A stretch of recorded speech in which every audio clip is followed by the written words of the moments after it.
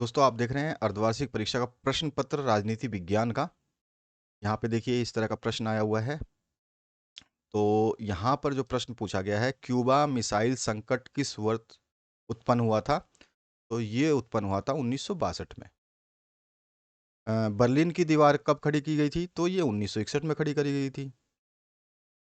अगला जो है, निम्नलिखित किस देश ने खुले द्वार की नीति अपनाई थी? तो चीन ने खुले द्वार की नीति अपनाई थी। और यहाँ पे पूछा गया, निम्नलिखित में कौन सीमांत गांधी के नाम से जाने जाते थे? तो वो थे अब्दुल गफ्फार खान। यहाँ पे जो है 100 ऑप्शन आपका करेक्ट हो जाता है। अगला जो प्रश्न है, हरित क्रांति के दौरान किस फसल का सर्वाधिक उत्पादन हुआ था? तो गेहूं फसल सबसे ज्यादा उगाई गई थी हरित क्रांति के दौरान। इसके बाद आता है आपका जो द्वितीय विश्व युद्ध है, ये सन खालिस्तान से खालिस्तान के बीच चला था। तो ये चला था आपका 1939 से 1945 के बीच तक, है ना। 1939 से 1945 के बीच तक विश्व युद्ध द्वितीय चला था। ये तो आपको याद होगा मेरे हिसाब से। तो ये 45 हो जाएगा आपका। और अमेरिकी रक्षा विभाग का मुख्यालय कहाँ पर है? तो ये तो पेंटागन में है, आपको पता ही है। यूरोपीय संघ की स्थापना सन 1900 खालिस्तान में की गई थी। तो यूरोपीय संघ की स्थापना जो की गई थी, ये की गई थी 1991 में या 1993 में की गई थी। 1993 में, 1993 में इसका आंसर हो जाएगा। आगे देखते हैं और कौन सा प्रश्न है। खालिस्तान भारत का पहला भाग है जहां सार्वभौम वयस्क मताधिकार के आधार पर चुनाव हुआ था। तो वो तो था मणिपुर मेरे हिसाब से। हाँ, मणिपुर है। ठीक है, मणिपुर इसका उत्तर हो जाएगा। दक्षिणपंथी विचारधारा खालिस्तान अर्थव्यवस्था के जरिए प्रगति पर जोर देता है। और फिर इसके बाद लघुत्तरात्मक प्रश्न जो हैं, इसमें भारत पाकिस्तान के बीच हुए शिमला समझौते के समय भारत के प्रधानमंत्री कौन थे भाई? सभी को तो याद होगा मेरे हिसाब से। ऐसा कोई विद्यार्थी है जिसको ये याद ना हो? क्योंकि आप जो है अर्धवार्षिक परीक्षाओं के बाद में वार्षिक परीक्षाएं देने वाले हैं। अगर अभी आपने अपनी तैयारी नहीं सही करी है तो फिर बाद में आपको कठिनाई होगी, क्योंकि इस बार पेपर थोड़ा सा लोचेदार बनेगा। हालांकि बोला जा रहा है कि पेपर बहुत अच्छा बनेगा, या बोला जा रहा है कि पेपर बहुत अच्छा इजी बनेगा, लेकिन ऐसा नहीं है। बोर्ड बोलता कुछ है, करता कुछ है। तो इसलिए आपको समझाना है और अपने आप को समझना भी है।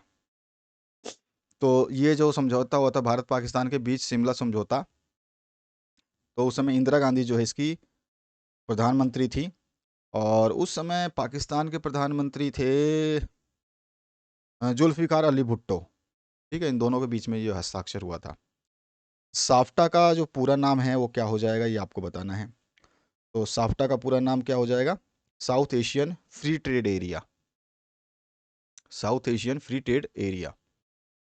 इसके बाद आपसे पूछा गया है, मानवाधिकार का अर्थ स्पष्ट करना है। आज़ादी के दिन पंडित नेहरू द्वारा दिए भाषण को किस नाम से जाना जाता है? तो आज़ादी के समय जब उन्होंने भाषण दिया था, तो उस भाषण को किस नाम से जाना जाता है? तो उसको बोलते हैं ट्रस्ट विद डेस्टिनी। ऐसा भाषण दिया था उन्होंने, ट्रस्ट विद डेस्टिनी। भारतीय जनसंघ पार्टी के संस्थापक अध्यक्ष कौन थे? भारतीय जनसंघ पार्टी के संस्थापक अध्यक्ष का नाम आपको बताना है। वो थे डॉक्टर श्यामा प्रसाद मुखर्जी, है ना, याद होगा आपको। नेक्स्ट जो क्वेश्चन है, गुट निरपेक्ष आंदोलन का पहला सम्मेलन कब और कहाँ हुआ था? गुट निरपेक्ष आंदोलन का पहला सम्मेलन कब और कहाँ हुआ था? तो ये 1961 में हुआ था, यूगोस्लोवाकिया में, बेलग्रेड में। ठीक है ना। नेक्स्ट जो है, शांतिपूर्ण सह अस्तित्व के पंचशील सिद्धांतों की घोषणा किन दो देशों ने संयुक्त रूप से की थी? तो वो कौन से दो देश थे जिन्होंने सह अस्तित्व पंचशील के सिद्धांत की घोषणा की थी? तो एक तो भारत था, एक स्वीडन था, एक यूगोस्लोवाकिया था। ठीक है, ये इन्होंने तीनों ने मिलकर करी थी। तो आप दो देशों को भी लिखो, तीन देशों को लिखो, आपकी मर्जी है। आगे बढ़ते हैं नेक्स्ट क्वेश्चन की तरफ। दल बदल का अर्थ आप आसानी से बता सकते हैं। जय जवान जय किसान का नारा किसने दिया था भाई? जय जवान जय किसान का नारा कौन देने वाला था? शास्त्री जी का नारा था ना ये। सन 1969 को भारत के राष्ट्रपति कौन बने थे भाई? 1969 में तख्ता पलट हुआ था, आपको याद होगा। तो उस समय राष्ट्रपति कौन थे? बीबी गिरी थे क्या? राष्ट्रपति की बात कर रहा है ना ये, हाँ राष्ट्रपति की बात कर रहा है। उपराष्ट्रपति तो गोपाल स्वरूप थे, लेकिन बीबी गिरी को जो है, बीबी गिरी वेंकट गिरी, बीबी गिरी वेंकट गिरी जो थे, उनको बोला गया था कि राष्ट्रपति बन जाओ आप।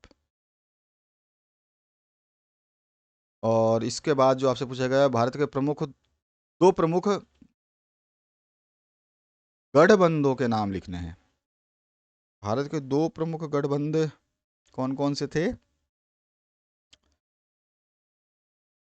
जनता दल और समाजवाद पार्टी का,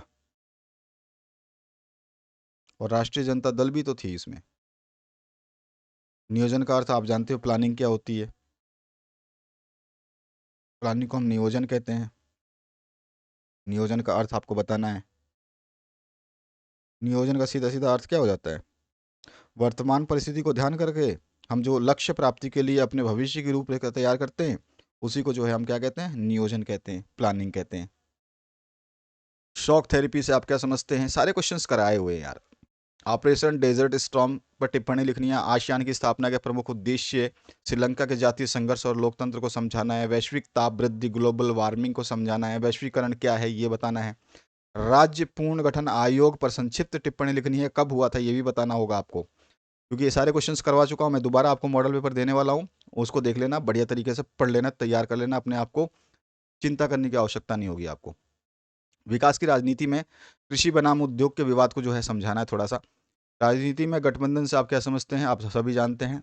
नस्लवादी आंदोलन पर जो है परिचय देना है, यानी कि उसके ऊपर छोटी सी टिप्पणी लिख देनी है।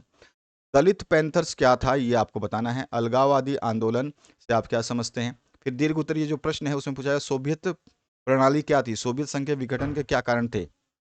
वर्चस्व के विभिन्न आयामों की व्याख्या कर देनी है। भारत और पाकिस्तान के मध्य तनाव के कारणों का विवेचना कर देना है। और 1975 की राष्ट्रीय आपातकाल घोषणा की आलोचनात्मक विवेचना करनी है, उसमें आलोचना बतानी है आपको। इसके बाद शीत युद्ध का अर्थ लिखते हुए जो है युद्ध के उदय के प्रमुख कारणों का विवेचना कर देना है, समझाना है। अथवा में है गुट निरपेक्ष आंदोलन पर एक संक्षिप्त टिप्पणी लिखनी है। यहाँ से जो आप प्रश्न पत्र ये देख रहे हैं, यहाँ से बोर्ड में बहुत सारे क्वेश्चन आएंगे, ये बिल्कुल लिख के देता हूँ। आप चाहे इस प्रश्न पत्र को एकदम सेव कर ले, अपने माथे पर चिपका ले या फिर अपने बैग में रख ले। यहाँ से क्वेश्चन आने वाले हैं, याद रखना है आपको। गुट निरपेक्ष आंदोलन पर संक्षिप्त टिप्पणी, संयुक्त राष्ट्र संघ के प्रमुख अंगों का वर्णन और संयुक्त राष्ट्र संघ की किन्हीं 5 एजेंसियों का विस्तृत वर्णन करना है। भारत की राजनीति की शुरुआती दशकों में कांग्रेस के प्रभुत्व की प्रकृति स्पष्ट करते हुए कांग्रेस पार्टी के प्रभुत्व के कारण को समझाना है। अथवा में है भारत में जो स्वतंत्र भारत था, इसके सम्मुख प्रमुख जो आपकी चुनौतियां थी वो कौन कौन सी थी ये आपको बतानी है। उस समय तो जातीय भिन्नता आधारित जो है लोगों को एकत्रित करना था, लोगों को रोजगार देना था, लोगों को स्थायी निवास देना था, ठीक है, और बहुत सारे समुदायों को जो है एक साथ लेकर चलना था। ये सारी चीज़ें उस समय थी समस्याएं, जो कि मैं बता चुका हूँ। फिर भी दोबारा मैं आपको मॉडल पेपर दूंगा, उसमें बताऊंगा। और यहाँ से प्रश्न बहुत सारे क्वेश्चन पेपर्स में आपको देखने को मिलेंगे बोर्ड एग्जाम के दौरान। तो आशा करता हूँ इस वीडियो के माध्यम से आपने अपनी बेहतरीन तैयारी को शुरुआत कर दी होगी। Thank you very much, have a good day.